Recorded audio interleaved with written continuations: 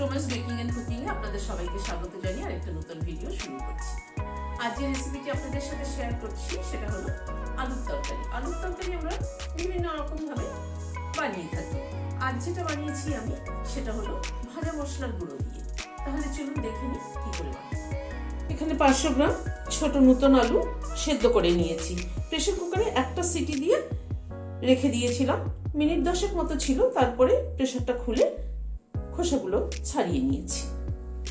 এটাকে সাইডে সরিয়ে রাখলাম। এখানে একটা বাটি নিলাম, হাফ টিস্পুন জিরের গুঁড়ো দিলাম। আমি আজকে আলুর তরকারিটাতে জিরে ধনের গুঁড়ো কম ইউজ করব। এখানে আজকে যে তরকারিটা করব সেটার মধ্যে ভাজা মশলার প্রাধান্যটা বেশি থাকবে। হাফ টিস্পুন ধনের গুঁড়ো দিলাম, হাফ টিস্পুন হলুদ দিলাম, 1 teaspoon Kashmiri red chilli powder দিলাম। সামান্য পরিমাণ জল দিয়ে এটা গুলে রেখে দিচ্ছি।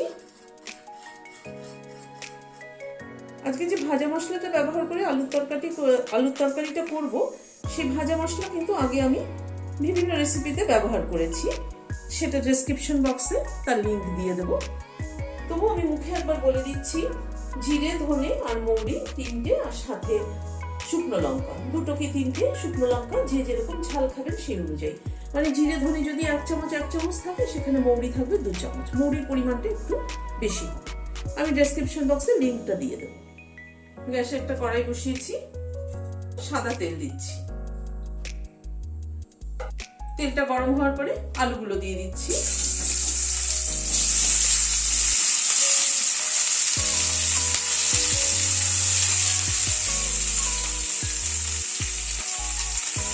হাফ টিস্পুন নুন দিলাম, অল্প একটু হলুদ দিলাম। নুন হলুদ দিয়ে আলুগুলোকে আগে একটু ভেজে নেব।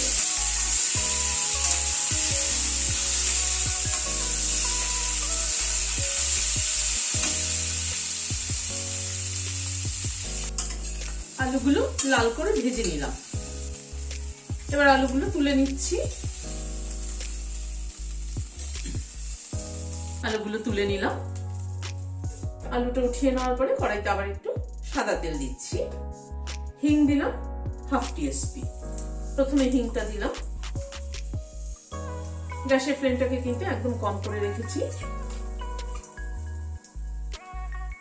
হাফ টিস্পুন জিরে দিলাম, একটা তেজপাতা দিলাম, হাফ টিস্পুন মৌরি দিলাম। হিং, জিরে, মৌরি সবকিছুর গন্ধ দারুণ সুন্দর বেরোচ্ছে। রান্নার কিন্তু ফ্লেভারটা একটা বড় পার্ট। ফ্লেভার ঠিকঠাক হলে রান্নার টেস্ট কিন্তু অনেক বেটার হয়। ওই যে মশলাটা পেস্ট করে রেখেছিলাম সেটা দিয়ে দিলাম।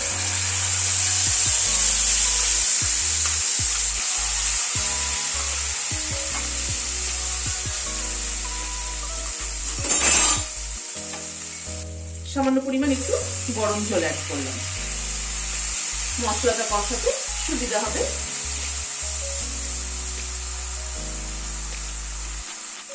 মশলাটা একটু মিনিট খানেক কষিয়ে নেওয়ার পরে 1 টিস্পুন আদা বাটা অ্যাড করলাম।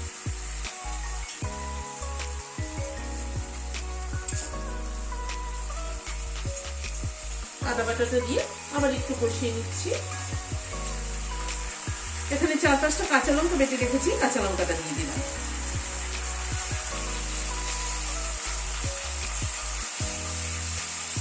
এখানে 2টো টমেটো পেস্ট করে রেখেছি, সেটা দিয়ে দিলাম।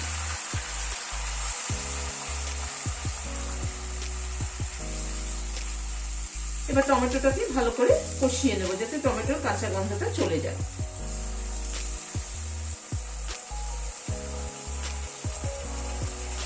এই যে ভাজা মশলাটা করে রেখেছি, সেটা 1 চামচ এখন অ্যাড করে দিলাম।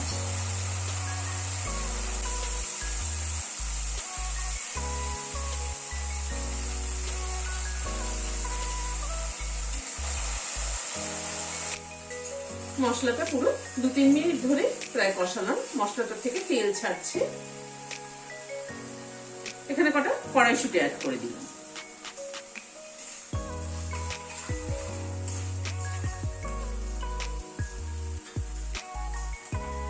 1 টিস্পুন একটু কম নুন দিলাম।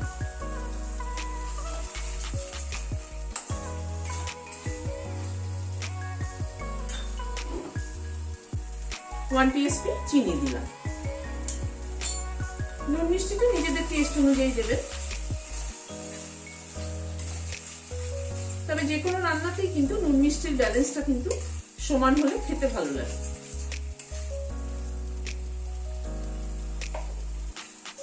মশলাটা আরো মিনিট খানিক একটু কষিয়ে নিলাম। এবার আলুগুলো অ্যাড করে দিচ্ছি।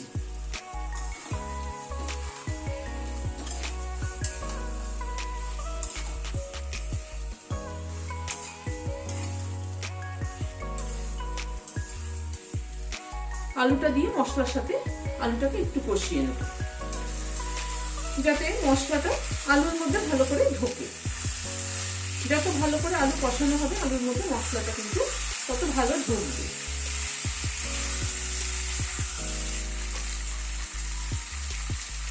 আলুটা দিয়ে মশলার সাথে আরো 2-3 মিনিট মতো কষিয়ে নিলাম।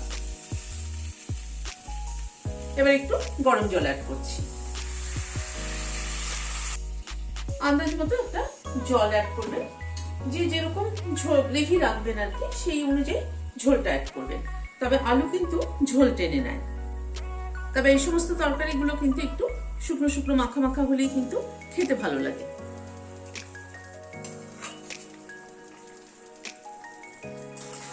মিনিট 2 মতো ঝোলটা ফুটে উঠলো। এবার 1 টিস্পুন ঘি অ্যাড করে দিচ্ছি। 1 টিস্পুন ভাজা মশলার গুঁড়ো অ্যাড করছি। ঘি আর ভাজা মশলার গুঁড়োটা অ্যাড করে গ্যাসটা বন্ধ করে দিচ্ছি। গ্যাসটা বন্ধ করে দিয়ে ঢেকে দিচ্ছি স্ট্যান্ডিং টাইম 5 মিনিট। আমি কিন্তু এখানে কোনো গরম মশলা ইউজ করলাম না। গরম মশলা ইউজ করলাম না এই জন্য যাতে ভাজা মশলার গন্ধটা ঢেকে না যায়। এই আলুর তরকারিটাতে কিন্তু মানে অন্যান্য মশলা যেমন জিরের গুঁড়ো, ধনের গুঁড়ো খুব কম পরিমাণে ব্যবহার করেছি। ভাজা মশলাটাকে একটু বেশি ব্যবহার করেছি যাতে ভাজা মশলার গুঁড়োটার প্রাধান্য বেশি পায়। স্মেলটা কিন্তু দারুণ হয় ভাজা মশলার গুঁড়োটা বেশি দিয়ে করলে পরে। এটা যেমন লুচি, পরোটা, ফ্রাইড রাইস সবের সাথে কিন্তু ভীষণ ভালো যায়। আপনারা বানিয়ে দেখবেন, আমার মনে হয় ভালো লাগবে। আর যদি রোজকার মতো আজ আবার বলছি, যদি ভালো লাগে তাহলে লাইক শেয়ারের অনুরোধ রইল। আর যারা এখনো আমার চ্যানেলটি সাবস্ক্রাইব করেনি প্লিজ সাবস্ক্রাইব করুন। পাশে যে বেলের সিম্বলটা আছে সেটা কিন্তু অবশ্যই প্রেস করবেন। আজ তাহলে এখানে শেষ করছি। নমস্কার।